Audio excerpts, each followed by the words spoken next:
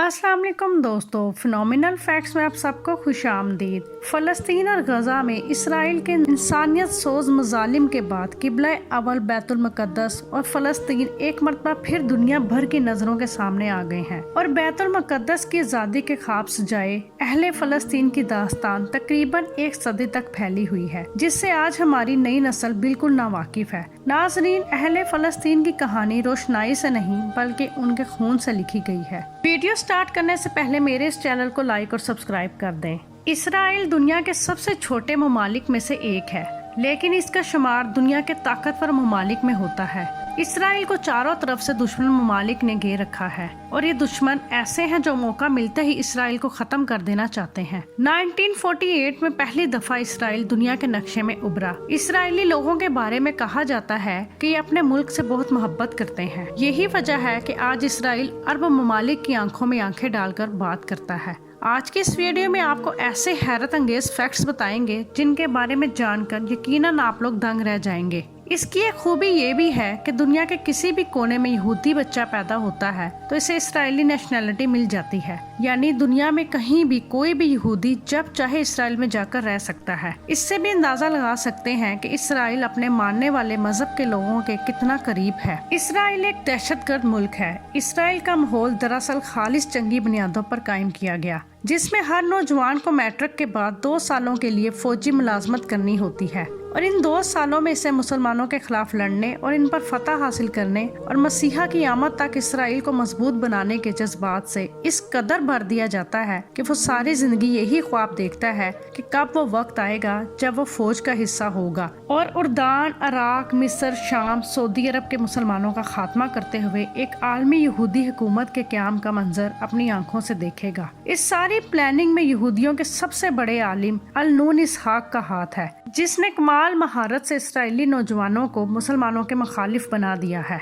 ये वो आलिम है जिसको सुनने के लिए लाखों यहूदी इकट्ठे होते हैं। ये वो मुल्क है जिसने दुनिया की मईशत के ऊपर बड़े जबरदस्त तरीके से अटैक किया हुआ था और दुनिया में इस वक्त हर मुल्क की मईशत डाउन जा रही है, लेकिन अभी भी इसराइल ने अपने नौजवानों को ऑनलाइन बिजनेस के अंदर डालकर दुनिया की मार्केटिंग का बड़ा हिस्सा अपनी तरफ खींच लिया है। क़याम पाकिस्तान के आगाज से ही इस बात का ऐलान कर दिया गया था कि पाकिस्तान कभी इसराइल को तस्लीम नहीं करेगा। ये अल्फाज किसी और के नहीं बल्कि बाबा कायद मोहम्मद अली जिन्ना के थे। अव्वल दिन से ही इसराइल पाकिस्तान से खौफजदा था और पाकिस्तान का वजूद उसके लिए बाइसे तस्लीम नहीं था। पाकिस्तान के पहले वजीर आजम लियाकत अली खान को एक बड़ी रकम बतौर अमदाद पेश करने का लालच दिया गया, जो कि उस वक्त अरबों की मलकियत थी, और शर्त ये रखी गई कि वो सिर्फ एक बार अपनी जुबान से इसराइल को तस्लीम करने का ऐलान कर दे। लेकिन लियाकत अली खान ने उस वक्त ये बात बहुत सख्ती से की थी कि ऐसा होना किसी सूरत मुमकिन नहीं।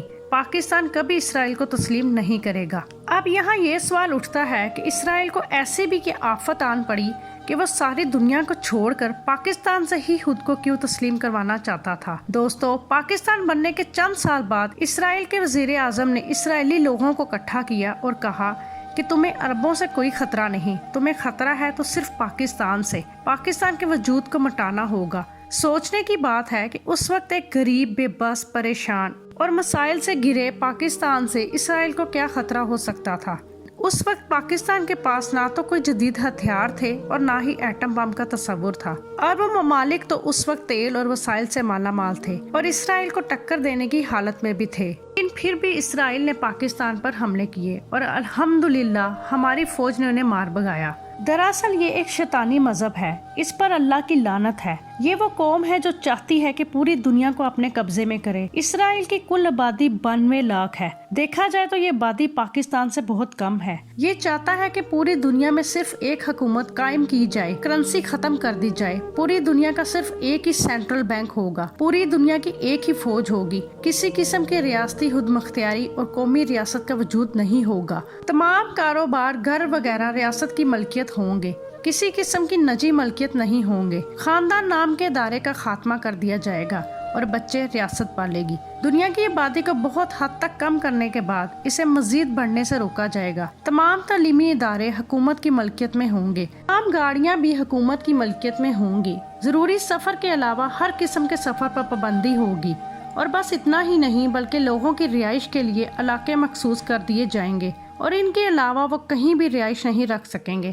یہ سب اس لیے کہ وہ اپنا صنعتی زون پیدا کر سکیں۔ یہ ہے عالمی حکومت کا وہ نقشہ جو مغرب نافذ کرنا چاہتا تھا۔ اسرائیل، جس کا معنی ہے اللہ کا بندہ یا رات کی تاریکی میں اللہ کی طرف چلنے والا، یہ لقب حضرت یعقوب کا ہے۔ بہت ہی کم لوگ ایسے ہوں گے جنہیں یاد ہوگا کہ اسرائیل کے وزیر اعظم نے یہ الفاظ کہے تھے، نعوذ باللہ، کہ وہ مدینہ منورہ کو اپنا دارالخلافہ بنائے گا، لیکن پھر بھی انہیں پاکستان کا ہی ڈر ہے۔ نیو ورلڈ آرڈر، یہ ایک ایسی ٹرم ہے جس پر اکثر لوگ بحث کرتے ہیں، لیکن اس کا مقصد نہیں جانتے کہ آخر یہ ہے کیا۔ اصل میں نیو ورلڈ آرڈر ایک ایسی وجہ ہے جس کی وجہ سے یہودی پاکستان اور مسلمانوں کے پیچھے پڑے ہیں کہ کچھ بھی کر لو لیکن ہمیں تسلیم کر لو۔ نیو ورلڈ آرڈر ایک ایسا نظریہ ہے جو کہ ایک مذہب ہے جس میں صرف دجال کی حاکمیت ہے اور یہودی جو چاہے گا وہی کرے گا۔ اس نیو ورلڈ آرڈر کے تحت دنیا کے ہر ملک کو اس کے تابع ہونا ہوگا، دنیا کے ہر ملک کو اپنے آئین اور اپنے مذہب کو چھوڑنا ہوگا، اور ساری دنیا کا بس ایک ہی مذہب پر اتفاق ہوگا۔ اسرائیل کی ریاست وہ ریاست ہے جس سے ہمارے نبی صلی اللہ علیہ وسلم کی احادیث مبارکہ کی روشنی میں مسلمانوں کی آخری جنگ ہوگی۔ اس جنگ کے لیے وہ مجاہدین اور فوجیں جائیں گی جو مشرق سے ہندوستان کو فتح کر چکی ہوں گی۔ یہاں سے یہ فوجیں حضرت عیسیٰ علیہ السلام کی مدد کے لیے روانہ ہوں گی۔ احادیث مبارکہ کا مفہوم کچھ اس طرح سے ہے کہ ان کے پاس بہترین ہتھیار ہوں گے، ان کے شہ سواروں کی بھی بہترین تعریف فرمائی گئی ہے۔ آپ صلی اللہ علیہ وسلم نے فرمایا، مجھے مشرق سے ٹھنڈی ہوائیں آتی ہیں۔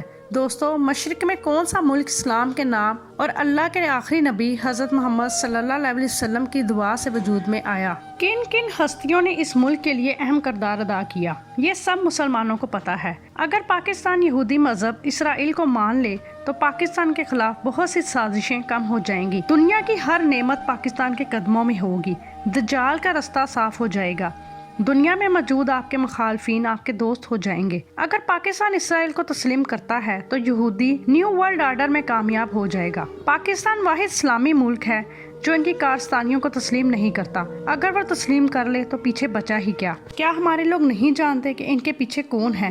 اتنی جنگیں کرنے کی کیا ضرورت تھی؟ کیا ضرورت تھی کہ ہم مقدس مقامات کی حفاظت کے وعدے کرتے؟ کیا ضرورت تھی کہ ہم ایٹم بم بناتے؟ کیا ضرورت تھی کہ ہم اپنی فوجیں تیار کرتے؟ اگر ہم اسے مان لیتے ہیں تو ساری دنیا تتر بتر ہو جائے گی۔ اس لیے دوستو، چند ایک کرداروں کی وجہ سے ملک سے مایوس مت ہونا۔ یہ فوج، حکومت اور افواج میں اختلافات پیدا کرنے کے منتشر ہیں۔ اللہ پاک پاکستان کی حفاظت فرمائے، فلسطین کے مسلمانوں کی حفاظت فرمائے اور اسے دشمنوں کی گندی نظر سے محفوظ رکھے۔ آمین ثم آمین۔ یہ تھی ہماری آج کی ویڈیو، ملتے ہیں نیکسٹ ویڈیو میں، تب تک کے لیے اللہ حافظ۔